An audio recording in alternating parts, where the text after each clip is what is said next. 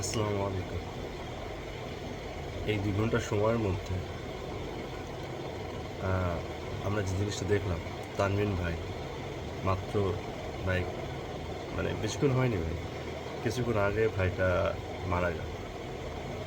একটু আগে একটা রিপোর্ট দেখলাম, একটা এই কলেজ পড়ুয়া বা ফার্স্ট ইয়ার পড়ুয়া একটা ভাই মারা গেল। আমার ভার্সিটির একটা ছেলেও মারা গিয়েছে। ওভারঅল আজকে প্রায় ১০ থেকে ১৫ জনের বেশি, নর্দার্নের ৩ জন, ব্রাকের একজন মারা গেল একটু আগে, এআইইউবির মারা গিয়েছে। আর অন্যান্য ভার্সিটির যে মৃত্যু সংখ্যা সেটা তো এখনও মানে কাউন্টেড না।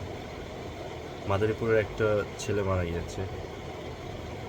আমাদের অভিভাবক প্লাস অথরিটি আজকে এরকম সিচুয়েশনে তারা কিভাবে পায়ে যেতে পারে। আজকে আপনার ছেলেটা রাজপথে আজকে শহীদ হচ্ছে, আমরা অনেকে চুপ আছি,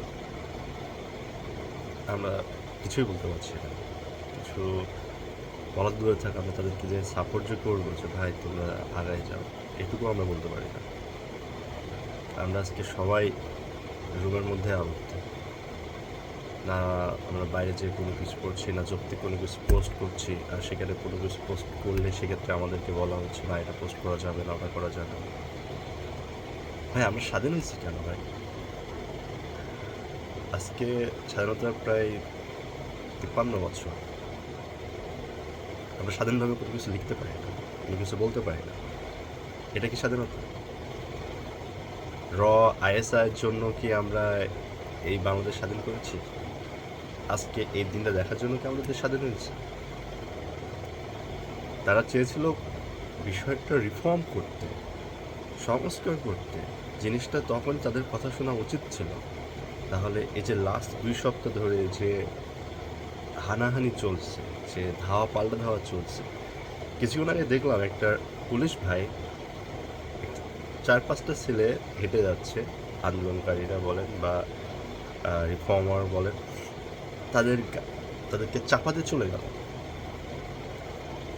ভাই তোমাদের বুক কাঁপে না? এই এই তাজা প্রাণটাকে এভাবে তুমি পিষে দিয়ে চলে গেল, তোমাদের বুক কাঁপে না?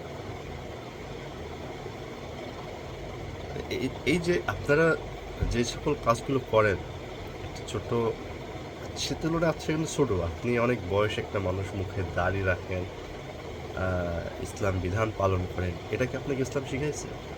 এটা জীবন্ত মানুষকে, হতে পারে সে আপনার প্রতিপক্ষ, এই সিচুয়েশনে সে একটা বিষয় নিয়ে সে কথা বলছে, তার রাইট রয়েছে, সে স্বাধীন দেশে দাঁড়িয়ে সে তার অভিমত প্রকাশ করতেই পারে। কিন্তু আপনি তাকে পিছন থেকে যে তাকে চাপা দিয়ে চলে যাবেন, পরবর্তীতে সেই ছেলে মেয়েগুলো যখন আপনার উপর হামলে পড়বে, আপনার পরিবারকে দেখতে খুব ভালো লাগলো?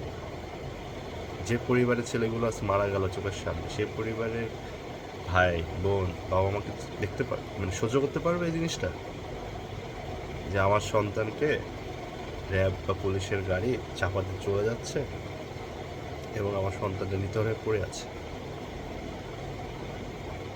এবং সে কথা বলতে পারছে না?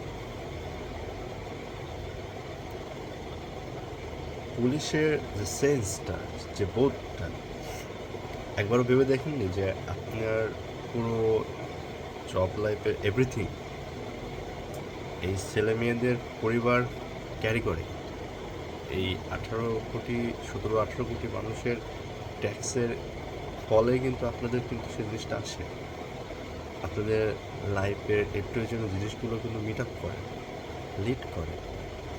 দেশের ঋণ ব্যবস্থাটাকে, দেশের এই মুদ্রাস্ফীতির সময়ে এই মানুষগুলো ট্যাক্সের টাকাটা দেয় বলে আপনার এই জিনিসগুলো কিন্তু ওভারকাম করতে পারছে, তারা কিন্তু সেটা পাচ্ছে না। তারা ২০০ টাকার রসুন খাচ্ছে, তারা ৮০ টাকার সবজি নিচ্ছে, কোনো চালের দাম, নিত্য জিনিসের দাম তারা কিন্তু স্যাক্রিফাইস করছে। ১ কেজির জায়গায় তারা হাফ কেজি কিনছে, হাফ কেজির জায়গায় তারা ১ পোয়া কিনছে। কিন্তু আপনি তাদেরকে কি গিফট করছেন? আপনারা বলেছেন প্রত্যেক পরিবারে জব দিবেন, কিন্তু আপনারা তো বুলেট উপহার দিচ্ছেন। আমি নিজেও সেই দলের সমর্থকে কাজ করেছি, কিন্তু আজকে আমার দলটা কি কাজ করবে? আমার ভাই আমার বোনকে তারা শহীদ করছে। চোখের সামনে যখন আপনি দেখবেন যে আপনার ভাইকে আপনার বোনকে পুলিশ গাড়ি চাপা দিয়ে যাচ্ছে, আপনি নিতে পারেন? তানবিন ভাইয়ের, আমাদের অনেক জুনিয়র ছেলে, তানবিন ভাইয়ের মা যে কথাটা বলছে, তার সন্তানকে জড়াই ধরে যে কান্নাটা দিচ্ছে, এটা দেখতে আপনার ভালো লাগছে? এটা মানে এই কাজটা করে কি আপনি হ্যাপি? যে সকল মেয়েদের উপর আপনি মানে অমানবিক অত্যাচার করলেন, রাতের অন্ধকারে গুলি বর্ষণ করলেন, তাদের শ্লীলতাহানি করলেন, এটা আপনার ভালো লাগছে? এই ছেলে মেয়েগুলো যখন ওই সকল ভাইদেরকে বা মেয়েদেরকে এই জিনিসটা তার যখন আঘাত ফিরিয়ে দিল, সেই জিনিসটা ভালো লাগলো? একটা মানুষ কখন আঘাত ফিরিয়ে দেয়? যখন তার দেওয়ালে পিঠ থেকে যায়, যে আর নিতে পারে না। আপনি বৈষম্য অন্যায় করতে করতে যখন সীমা অতিক্রম করে যাবেন, মানুষ কিন্তু তখন আর নিরুপায় থাকে না। একটা মানুষ যখন দেখে যে তার মধ্যে কিছু নেই, তার হারানোর কিছু নেই, সে তখন মৃত্যু তাকে খুব ইজিলি গ্রহণ করতে পারে। এবং তার ফল আমরা দেখলাম, সাইদ ভাইকে দেখলাম, আসিফকে দেখলাম, মিম আবুকে দেখলাম, আজকে তানভিন গেল, নর্দানের 3 ভাই গেল, আমার ভার্সিটির একটা ভাই গেল।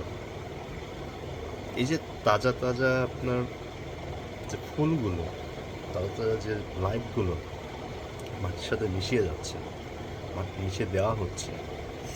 এখন আপনি সংলাপে আসছেন, সংলাপে বসছেন, ছাত্রদের আন্দোলনের সাথে শরিক হচ্ছেন, তারা একমত পোষণ করছেন। ভাই, এই জিনিসটা কি 1 সপ্তাহ আগে বা 2 সপ্তাহ আগে করা যেত না? তাহলে আমার এই ছেলে মেয়েগুলো বেঁচে যেত, তার এই মায়েদের বুকে খালি হতো না। তানভিন তার পরিবারের একমাত্র ছেলে। আপনার যদি একটা স্বপ্ন থাকে, আপনি বুঝবেন না আপনার সন্তান চলে গেলে সেই বাবা মায়ের কি অবস্থাটা হয়। আপনি বাবা মা হন নাই বা হলে বুঝবেন যে সন্তান এভাবে চাপা দিয়ে দিলে, মাটিতে চাপা দিয়ে দিচ্ছে পুলিশরা, বা সেটা দেখতে কেমন লাগে।